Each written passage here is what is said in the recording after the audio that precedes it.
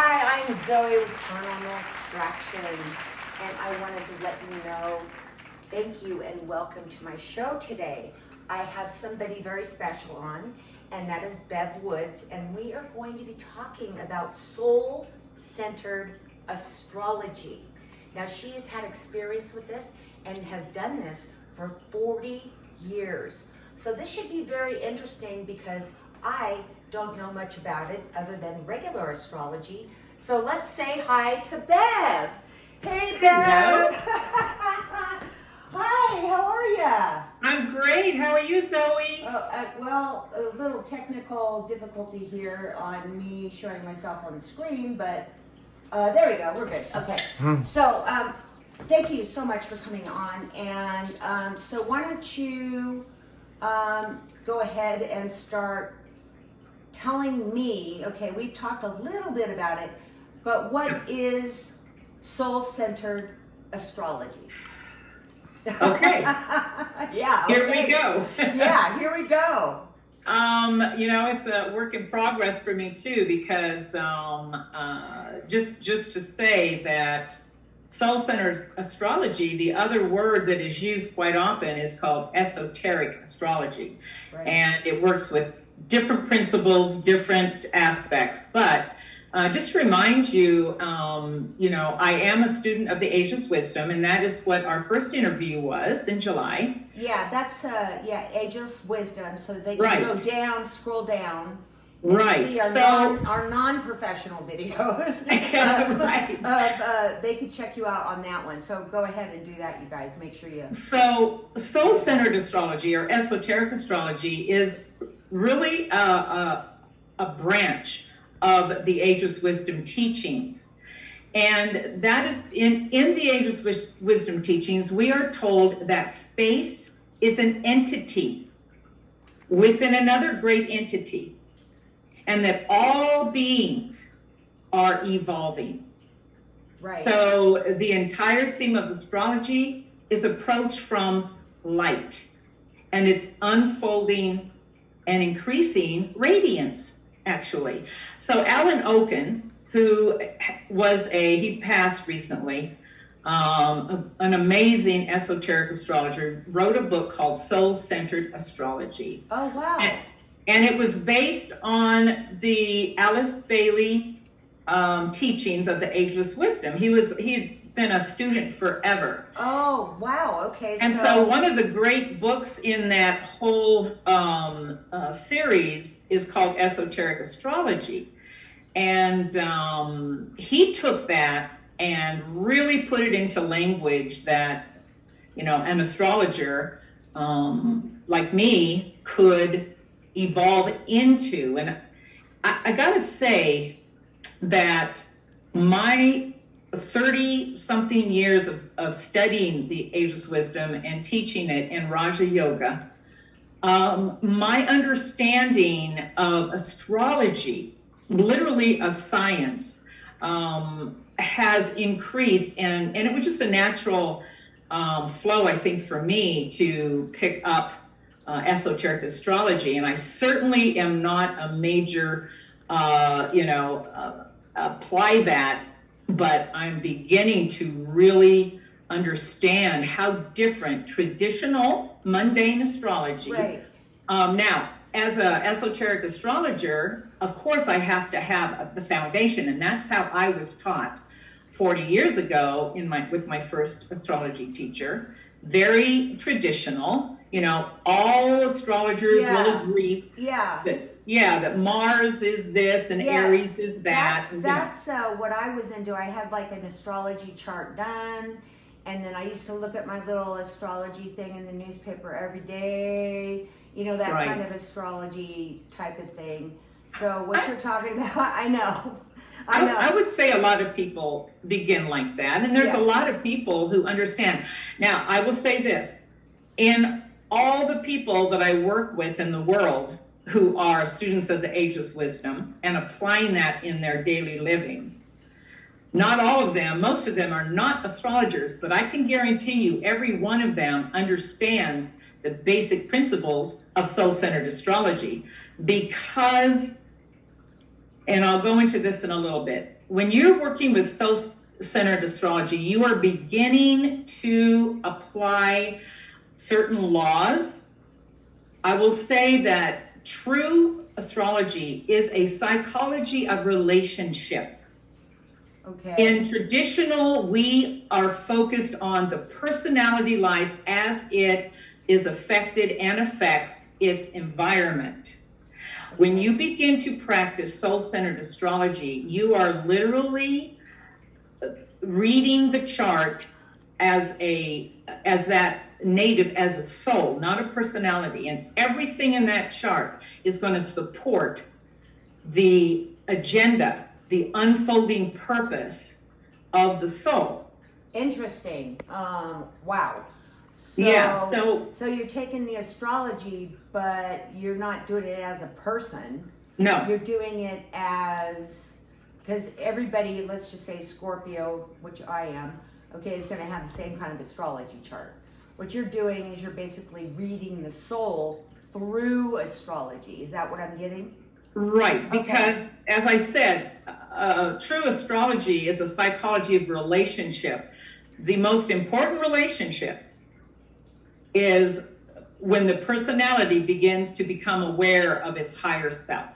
Right. That's the one that happens. Now, here's the beautiful thing. Let me just say, Alan Oken said that astrology is a system that seeks to interpret the nature of the universal life force as it moves and shapes and creates life and all events. Now that happens from the cosmic being on down to little significant fourth kingdom of nature on this planet. So Let me be really clear. I don't have Saturn in my first house. Saturn, this great entity, does not know I exist. Okay, so that's how you will hear it spoken in traditional. Right, oh, exactly. You have Saturn in the first house. Well, no, you don't. What's happening in that relationship is, okay, and in esoteric or soul-centered astrology, we are beginning to recognize the great beings who are having relationships with each other. So we are told that the zodiac is an illusion. It is fourth dimensional, okay? We have to have something to relate things to. Okay. The reality is the constellations behind that symbol. So let's take Aries, the constellation of Aries. Those beings that make up that constellation are having relationships as a group together. They inform the planets. We do not have Mars in Aries. We have Aries influencing the planetary logos of Mars. Okay. There's a big difference there. Right. That's a little confusing for me. Right. Yeah. Just right. Here's the thing. Okay. Here's the thing. This is why I understand soul-centered astrology, because I'm a student of the Ageless wisdom. Right. And part of that study is beginning to see, acknowledge, and understand life. One word, L-I-F-E, in huge letters. One life.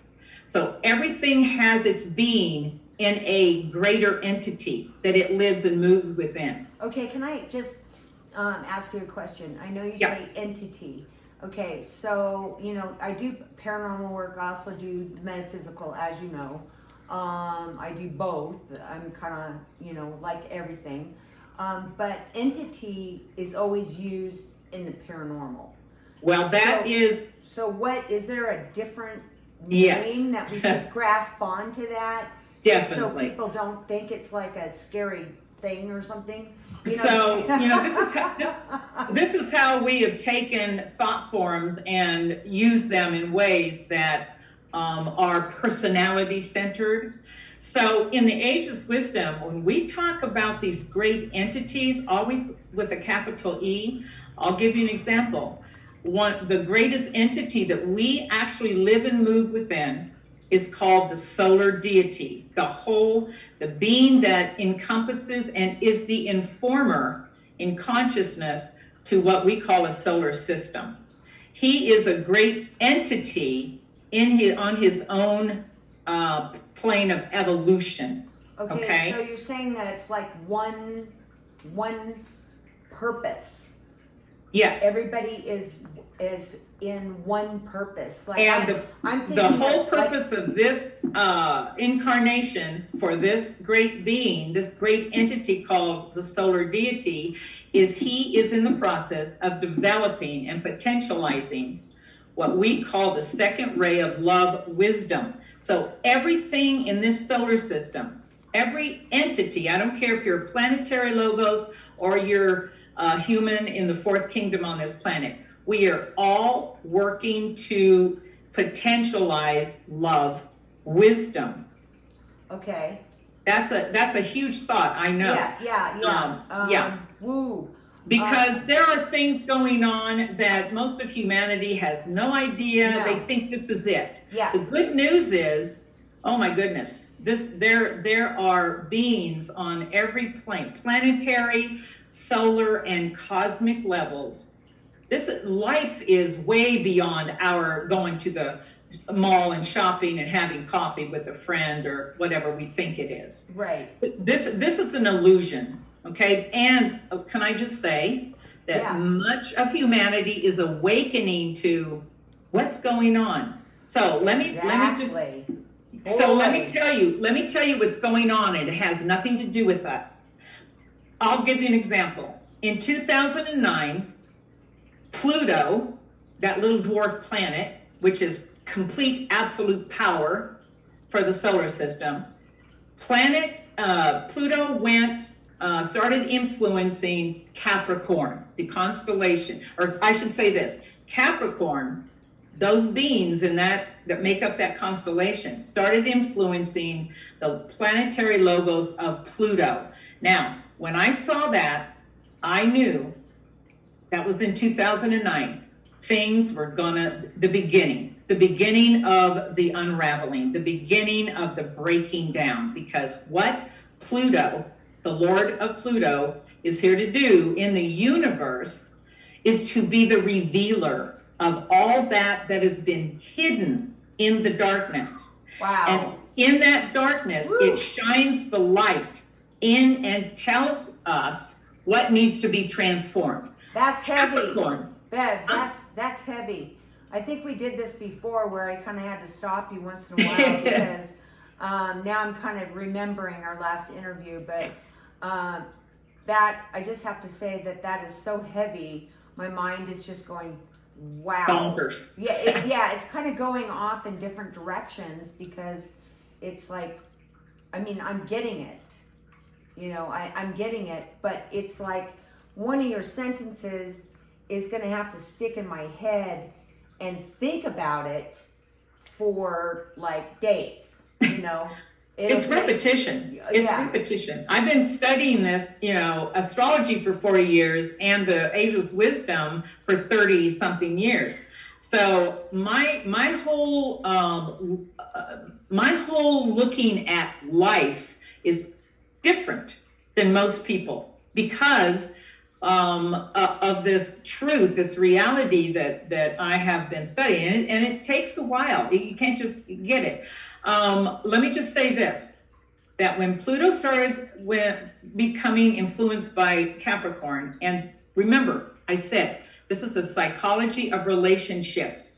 There are agreements made, and these brothers, these great beings, having relationships with the earth logos in which we happen to live. Right. Okay. So when I look at a chart, a natal chart, what I'm really reminded of is the natal chart is a picture of how of the relationships of all the planets at the time that the soul takes a breath into the physical body. Okay. Right. So what you're saying is that if you're Gemini or Scorpio or whatever, it doesn't really matter. We're all one. You know what? And so here's the thing to remember. I'm gonna use Aries coming through Mars because it's the first thing. Right. So we look at the sign Aries, and all astrologers will agree. Oh, Aries is a cardinal fire. It's impetuous. It's impulsive. It's war. Blah blah blah. Interesting. And that's okay, that's true. In soul-centered astrology, we look at Aries and we know that that constellation and those beings that make up that constellation, this is called the place where the will of God is known. It rules the head and the brain, okay? All divine ideas originate at this point, right. Aries, okay? This is for the whole cosmic order, because constellations are cosmic. Okay. Planets are solar.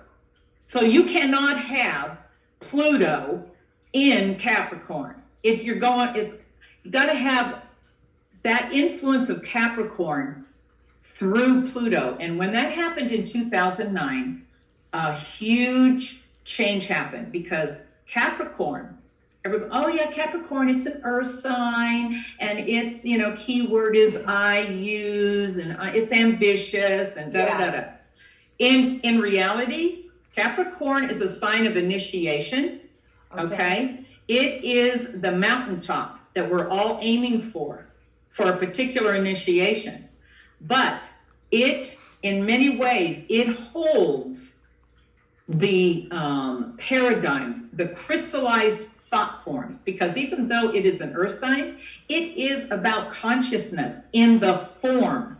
Right. So it's called the gate out, like Cancer, the polarity, the gate in. This is the womb. This is where the soul takes on a form. Wow. It first incarnates into Aries, consciousness, the brain, a divine idea. Mars focuses that direction and says, I want to incarnate again. And then it goes around. The next cardinal sign is Cancer, the beginning of the physical form. Okay, so here's the other thing about esoteric astrology or soul-centered astrology. It is a story of evolution. So when I look at a chart, the very first thing I do is I look at a triangle. I look at the moon. The moon is, yes, the past. Yes, okay, it is tied into our emotional state, but it is the past. It is what now needs to be released and integrated. Because let's look at what an emotion is. Everything starts with a thought form. That's what we're told. Every single thing, every divine idea, everything that we do, we are constantly creating moment to moment. We think it, we speak it, boom. It gets manifested if we fired it enough, right? That's the process of creation and the process that brought the whole cosmic order into being. Very simple. But what happens is, we've had a thought form, we speak it, we believe it, and then we get attached to it. Now it becomes a subconscious response to a stimulation. Okay. That is what we call an emotion. It's really old thought patterns that have now come below the threshold of the consciousness. Okay, geez, I'm kind of confused because there were so many things I wanted to ask you. In between that, I know that our world right now, and I do a lot of tests, on different groups and post something to hear, but just to let you know, 99% of the people I asked how they were feeling, with a gift, and was horrible. Fear, anger, anxiety, depression, everything that you can imagine was not in a good place for these people, and is really sad for me to see this. So if everybody is in that state, okay, and you're talking about an awakening, is the awakening part of being in that state? Absolutely. Let me. Yay. Okay. So I'm getting it a little bit then. Yeah. So we have had a long history. This fourth kingdom called the human family. We have had a long history and created a habit of misery. Okay, that we are under because the personality life has been in control and not the one who created the life in the first place. And this is my goal when I do a reading. I take that moon, I see what the past patterns are, what needs to be released, and then I take the sun sign, which is the present personality nature, and I see what the subconscious and the consciousness, what needs to be integrated, because that third point of the triangle is the rising sign. That's the soul purpose, the future unfolding possibility of the lifetime.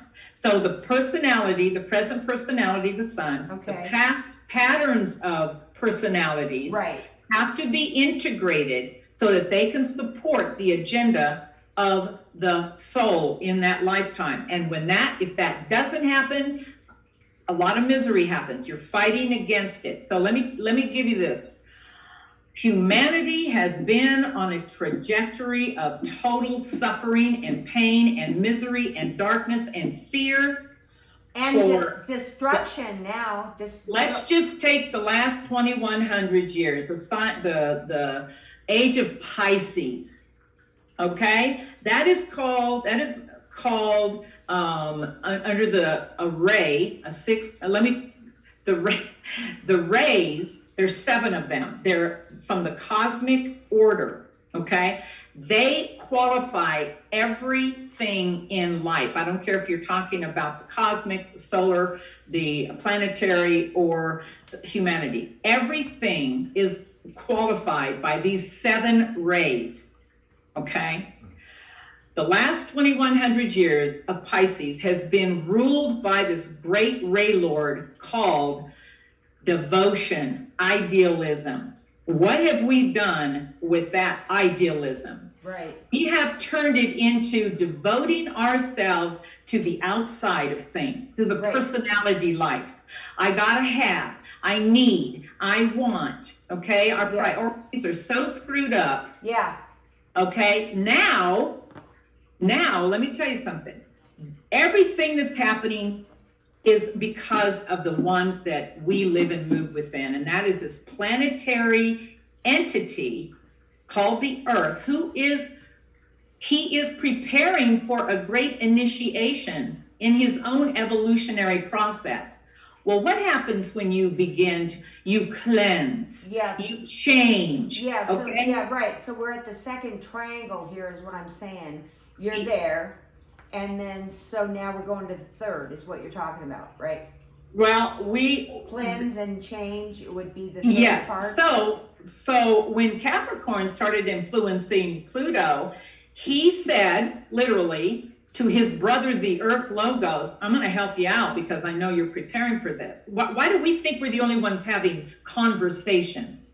These are beings that we wouldn't even exist if they didn't, okay? So let's just get that straight right now. We do not have any power, authority, or say-so on this planet. We're not here to save the planet.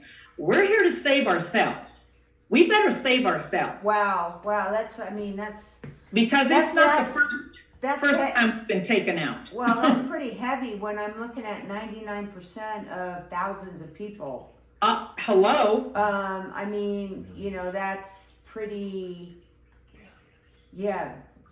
And I'm going to tell you, it's not sad. We are reaping everything that we have sowed. But here's the good news. Yeah, give me some good news. Everything that we're going through is an illusion.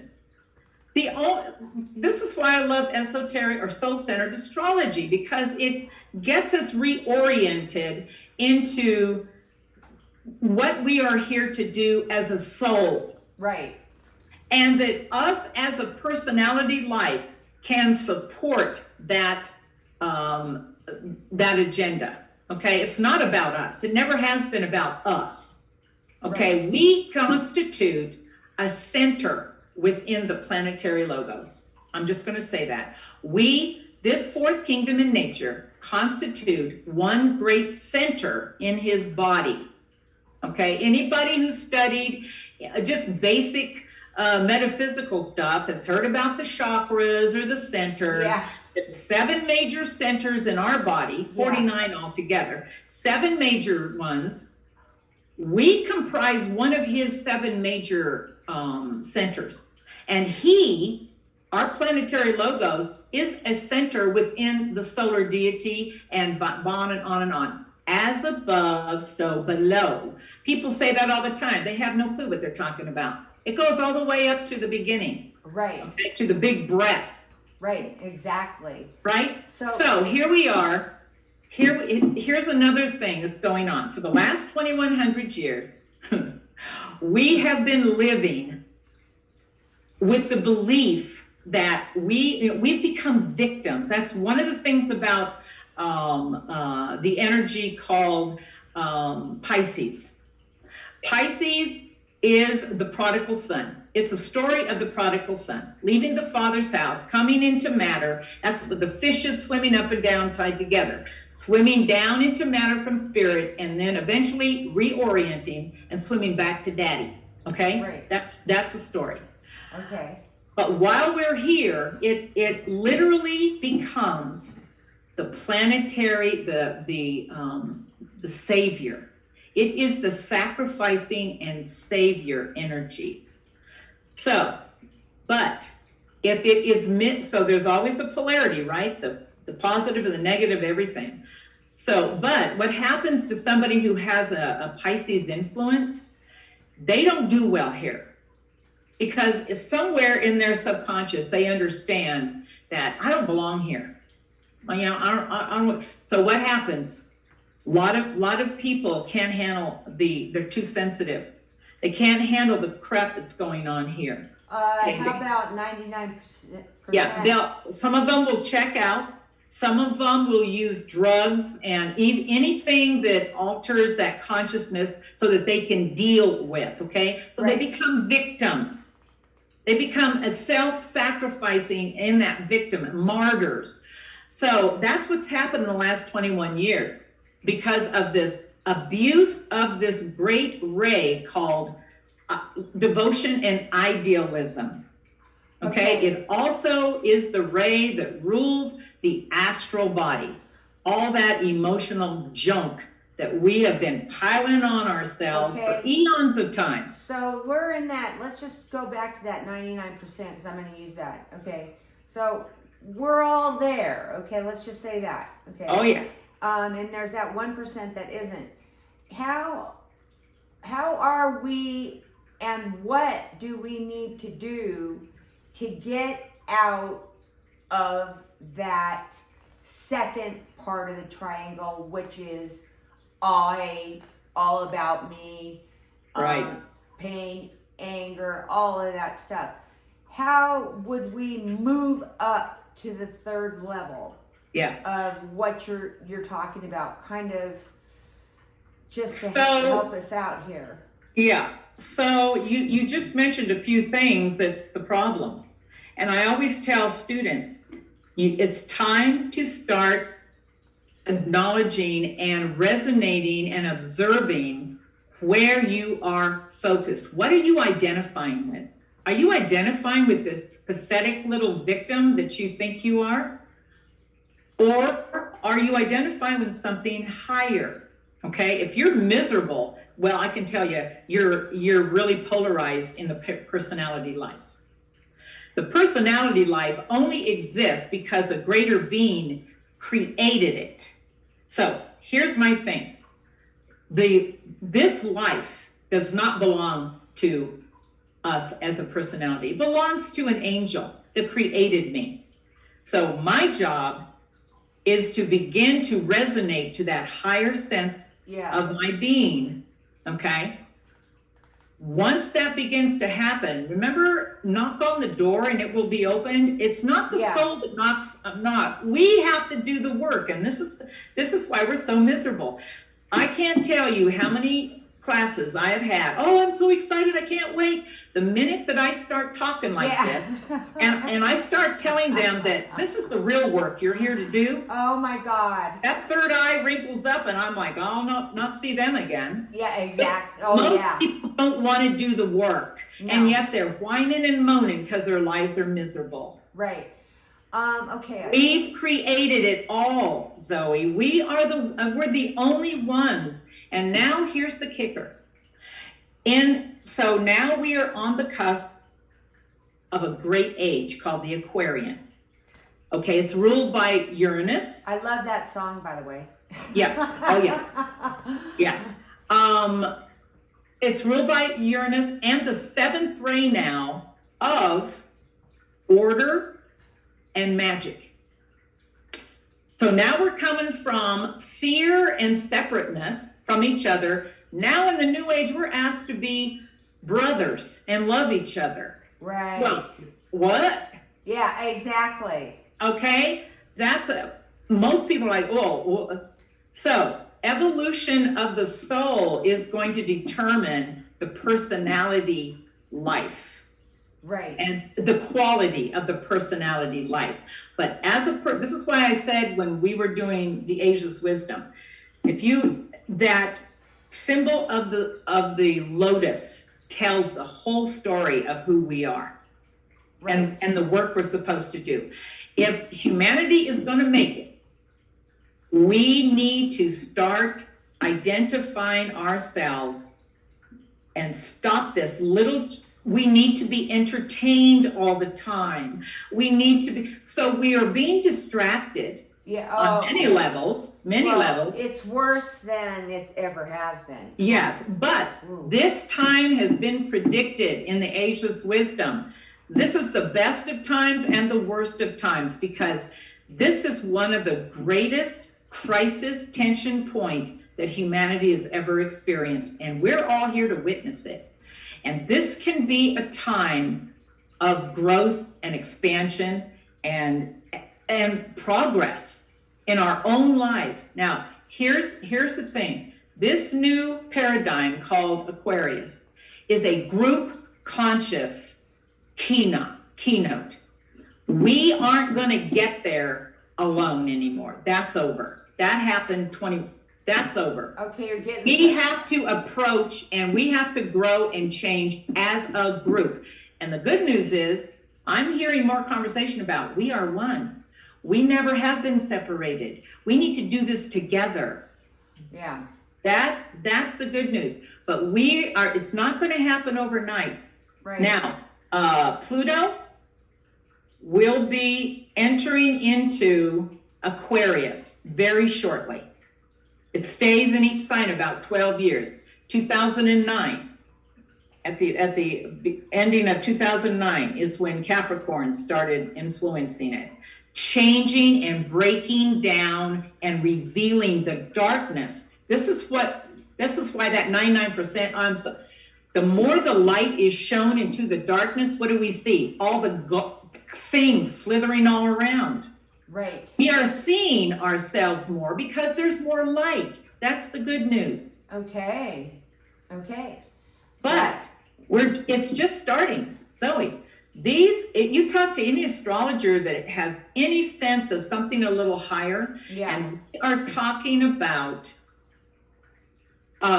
these great changes and these amazing entities called planetary logos who are having relationships with our planetary logos to help him in his initiatory preparation. Okay? It has nothing to do with us. However, we are part of the plan. It's called a planet. He has a purpose, and he has a plan in place to fulfill that purpose. Right. Why is that so hard to understand? We are one of the tools that he's going to use to fulfill his plan. Yeah. And so we become privy to the plan itself. Okay? I've been doing this work for a very long time. And in the midst of all the misery, can I just say, I have a beautiful life, and it's only for one reason. because I know that my true essence is not this, that I have been trained to begin to stand at the point of equilibrium. So let's talk about something. Let's talk, because not just in this great law of sex, I'll say, is cosmic. Sex is what? Male, female, active, receptive.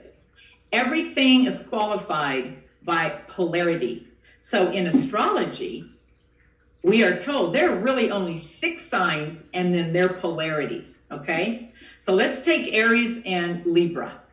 War and peace. Aries, the very first sign that deals with the identification of the self. Me, I, okay? By the time you evolve and you are starting to become aware of the polarity, the other side of that coin, called Libra, now you are taking I and you are interacting with us, okay? But Libra is the great decision-making point in the evolution of a soul. Okay, so that's where we're at right now. That is what's going on. So here's part of the misery. Many souls have come back at this time to witness, to be part of this evolutionary process on this planet and for our own growth. Right. Our we're in the 4th kingdom, but our goal, our destiny is to become part of the spiritual kingdom.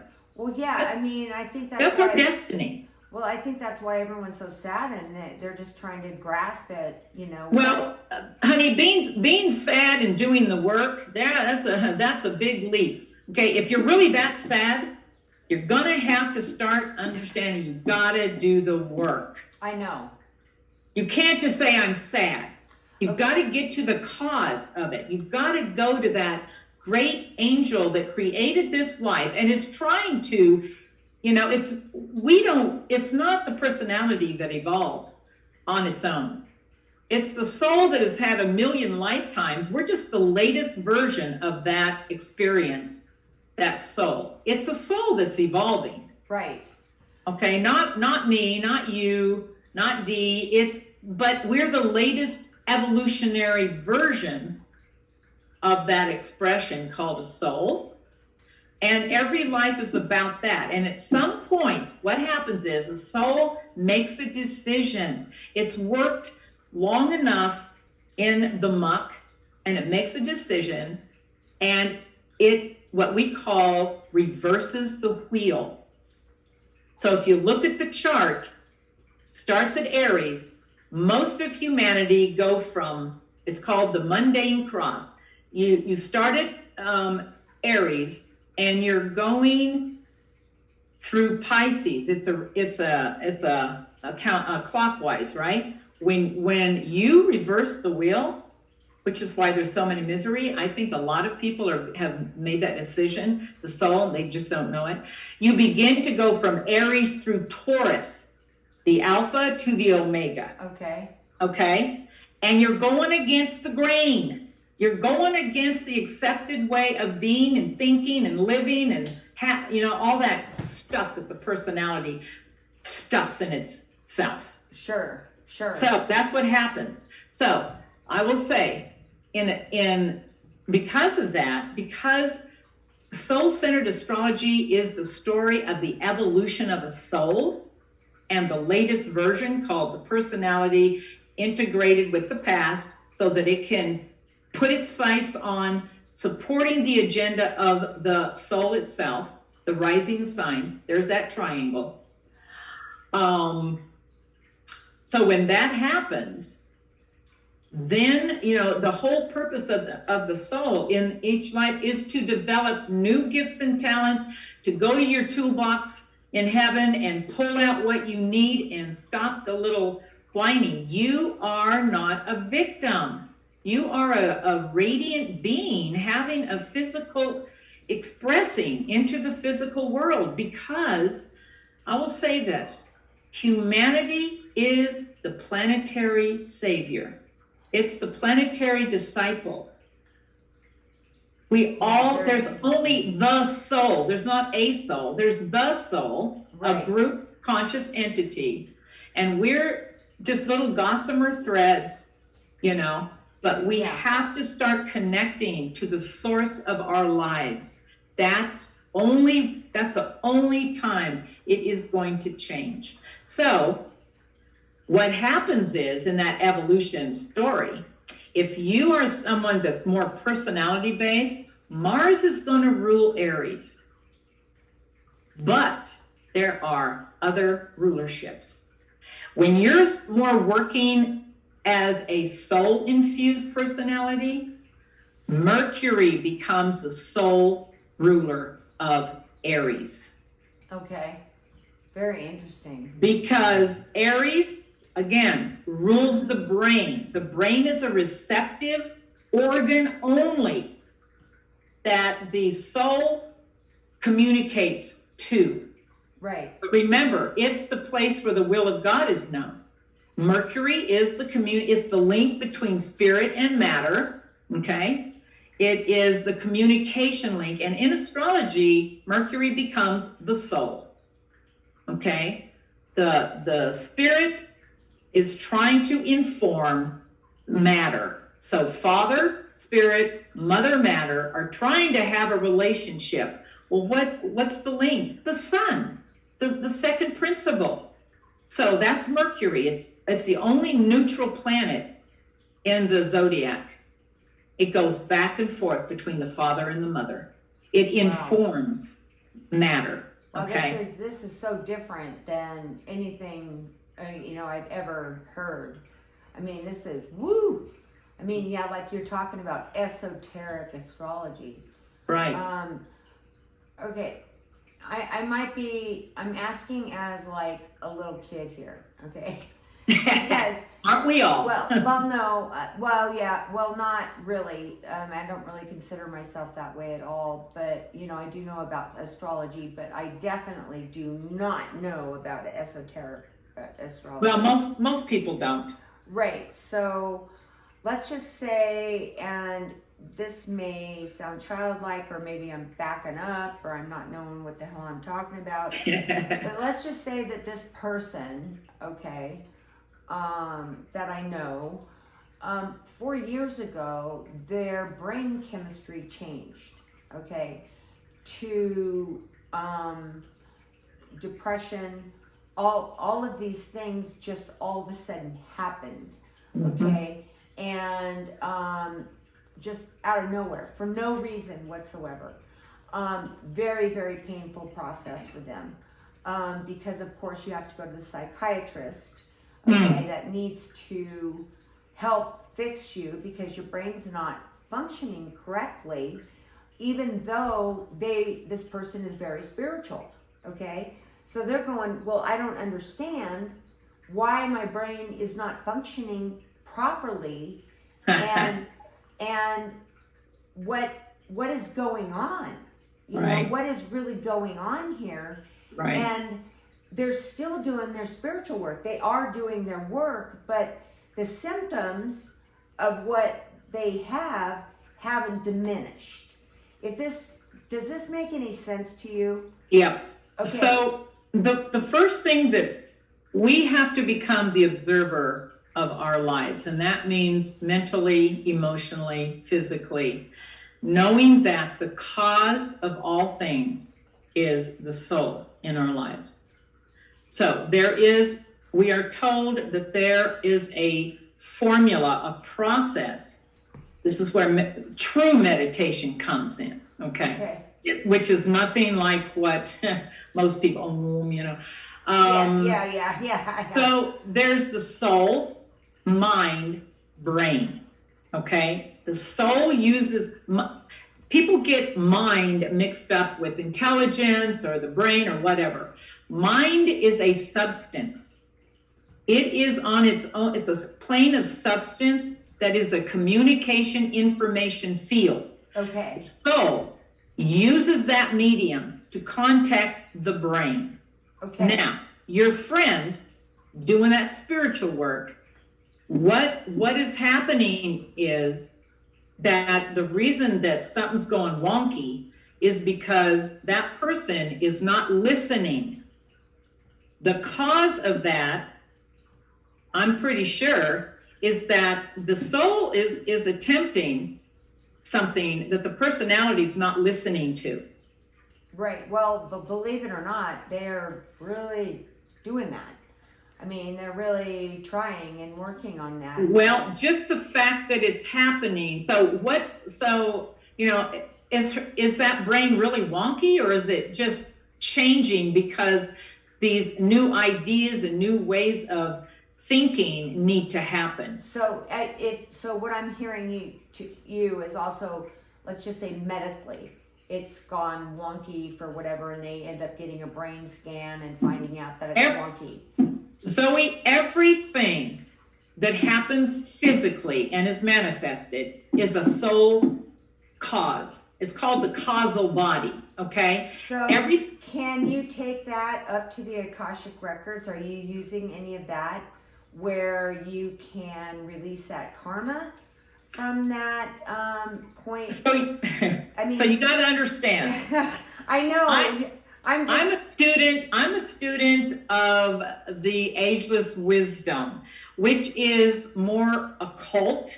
Okay. Not metaphysical, not mystical. Okay, I've worked my way. You have to become a mystic before you become an occultist, which is what I'm being trained in. I'll just tell you.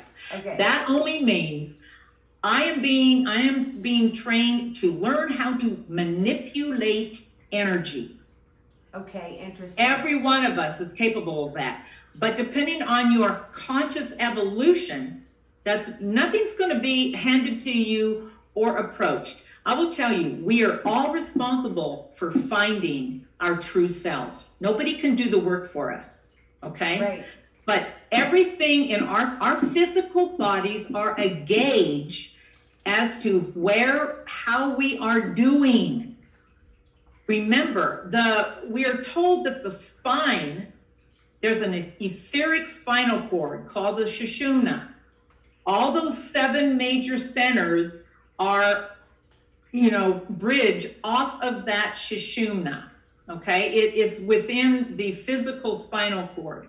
This is the home of the soul.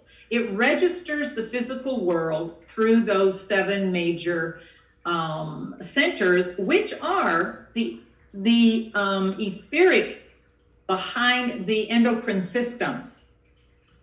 Okay, it's all connected. So when we are in dis-ease, or we become afflicted with something, right. The first thing you need to do is go to where that pain is or where that imbalance is, and look at that center. This is how you start to work. Your body is nothing but a vehicle. Right, exactly.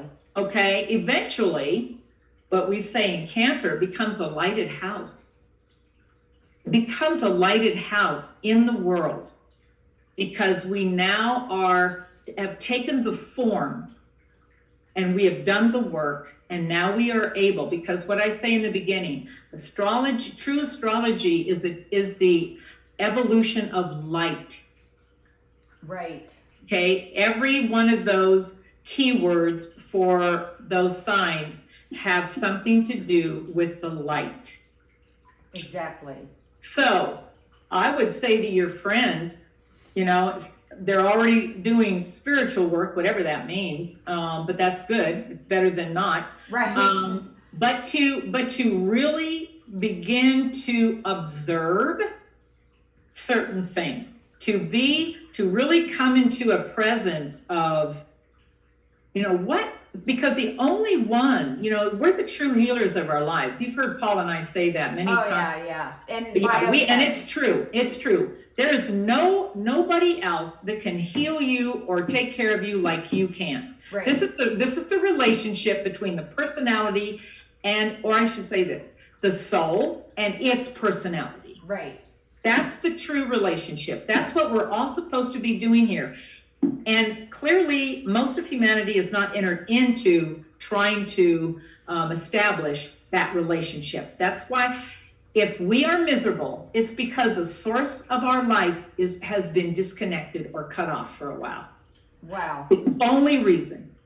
Once you make that connection and you really begin, then all those aspects of the soul, beauty, truth, goodness, joy, become yours as a personality. Well, you have to be willing to do the work. As we're here to pause to do a different work. Yeah, exactly. And what you were just saying is pretty heavy duty, but it does make sense. But of course we have to do the work, you know, and nobody wants to do the work anymore because all they have to do is get Uber to drive them over McDonald's. That's it. You know, that's it. Lazy, lazy, lazy. Yeah, drive over to give them their Uber food, you know. But, you know, Zoe, again, we have established as a personality group a habit of misery. We have all agreed about certain things. Wow. All agree. We're here as a group, and this is what this new paradigm. And by the way, Aquarius is fixed air. It's mental. As we're just coming out of Pisces, an emotional age where the church and the government and everything's been able to control us, and we have given them all of ourselves. Yes. And now we're not happy with it. Thank God. Right. Thank God. But there is joy in the tribulation. Okay? Find joy in the tribulation, because if you're miserable, you are so discontented with your little life that maybe you're willing to try something different. Right. Well, yeah, of course. Nothing changes until it's completely broken down. Yeah. That's what Pluto is. Pluto is it's a first ray, it's the destroyer and the builder energy. It breaks everything down so that it can be transformed and something new created. So I'm going to tell you something, okay? Let's just kind of finish up with this. This is how it works. So up until the 1700s, astrologers were only using up to Saturn. Saturn is one of the lords of karma for the whole solar system, the record keeper. And that's why we say, oh, he's called the Lord of Karma. Wherever Saturn is in your chart is where you're tested, where you're blah, blah, blah. Okay, fine. In the mid-1700s, this is when we truly went into we were starting, the Aquarian age so the Piscean age was going out, the Aquarian age started coming in around 1775 when Uranus was discovered. In the 1800s, Neptune was discovered. In 1930, Pluto was discovered. Right. Now, let me tell you, all of these planets were discovered only when, the telescope came into being, but they were discovered only because humanity was able, as a group, to respond in some way to those energies.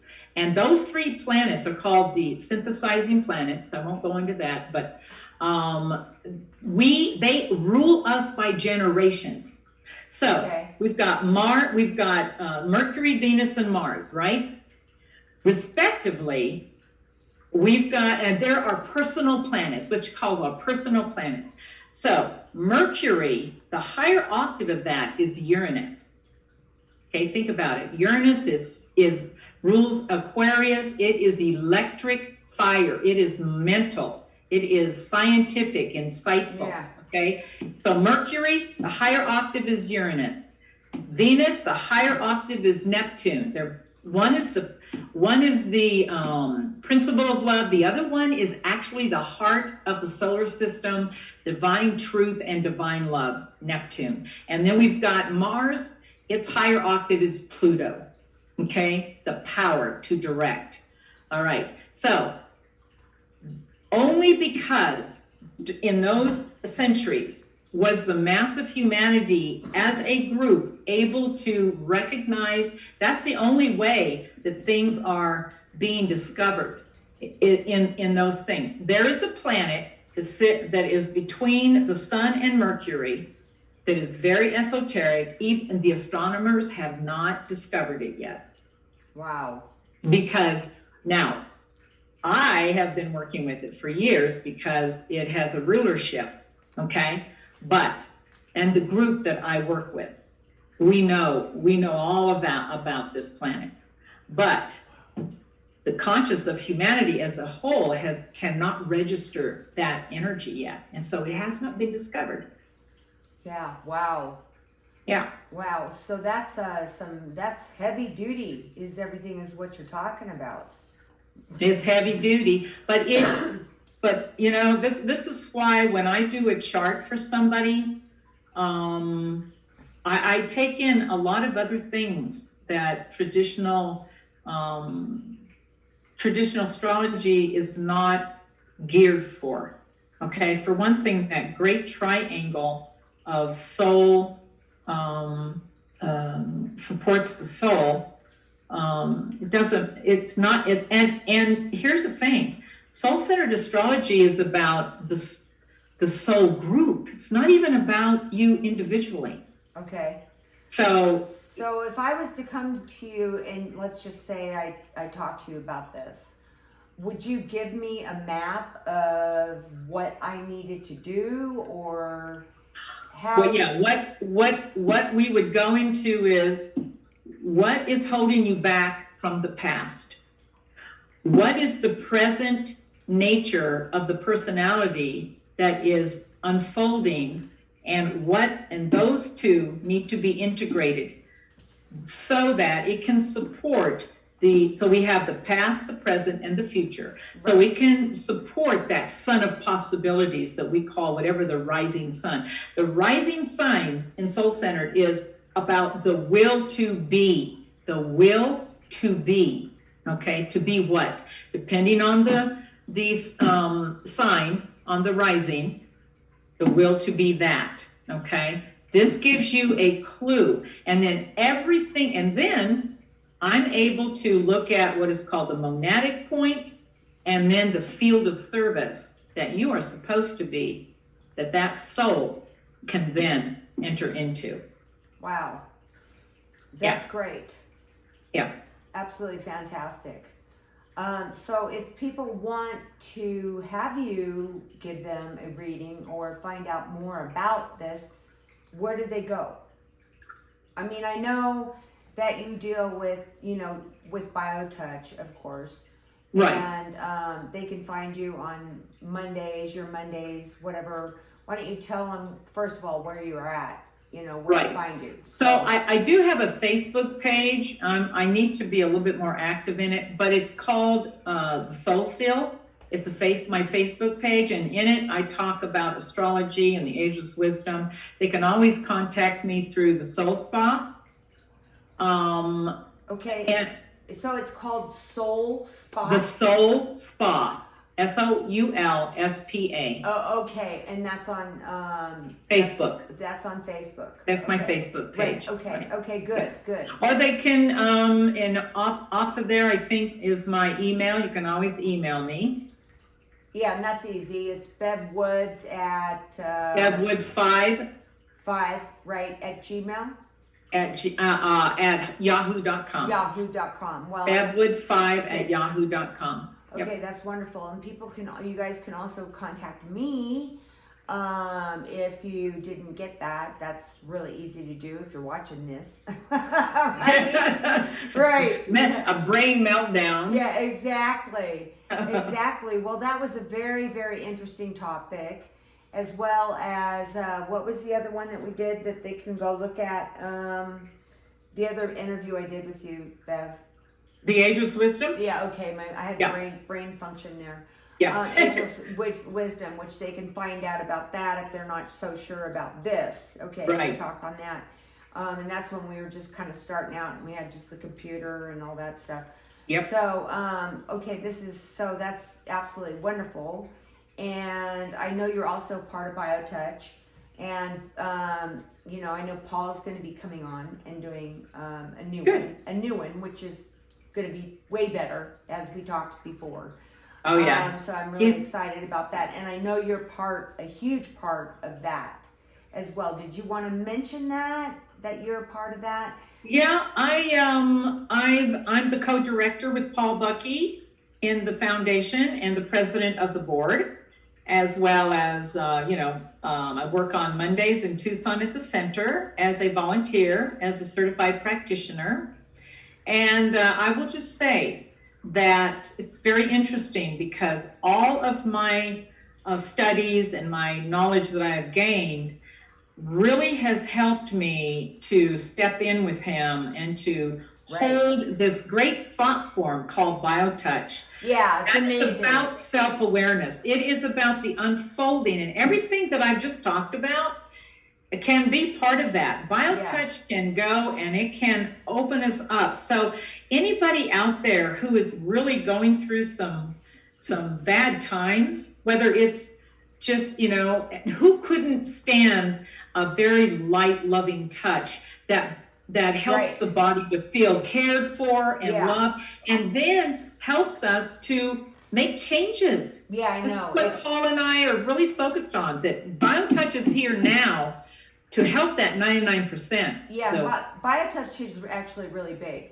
And they can find BioTouch on Facebook. It's BioTouch Healing. Go to our website. Anything you never wanted to know about BioTouch is there. Oh, well, yeah, I've read all the books and everything else about it. And it can change your life. Yeah, it is. I have no doubt. Fantastic. It's cutting edge. Our last Monday show was about BioTouch's cutting edge, and it is. Yeah, This happens in the beginning of every age. Okay? Yes. Yeah. We had a message 2,100 years ago that was cutting edge. It was about loving each other. Right. Okay. Well, that's just absolutely wonderful, and I'm glad you gave all that information, and that's why I wanted to also bring up BioTouch. Okay, thank you. Because I know you have. This is my other beautiful. This is the work of my heart. Yes. Yeah. Okay, and because you guys have Bev and Paul on Mondays. Yep. Right, live at, is it 8? 10 o'clock. 10 o'clock. Tucson time. Okay, Tucson time. So that's not Pacific Standard Time. That is Arizona time. Yeah, you know we what? Don't change. I used to live in Arizona, and I love the fact, my favorite thing about it was the clocks never changed. I know. And so we'll be going into an hour ahead or an hour back. Oh, God. Right, yeah, I know. I don't even want to go there. So, okay, so anyways, I just wanted to say we got everything, okay? Everyone knows where to go, which is fantastic. Paul of BioTouch is going to be coming on. I'm going to be interviewing him again, but it's going to be a lot better this time when I interview him. So I just want to say thank you so much in spreading, love and light and letting everyone know about this interesting concept of astrology. Okay, because it's not looking in the paper and reading my horoscope for the day. Okay, yeah, so we covered that. All right. Yeah, okay. So I just want to say thank you again for coming on. Oh, thank you, Zoe, for having me. Yeah, yes. And I just want everybody to, kind of scroll down. You might see BioTouch. Love yourselves, love each other. Yeah, that's where it begins. That's just absolutely wonderful. Thank you for that. And thanks everyone for watching. Don't forget to comment, like. That would be really nice. Okay, thank you. Thank you, Zoe. Thank you.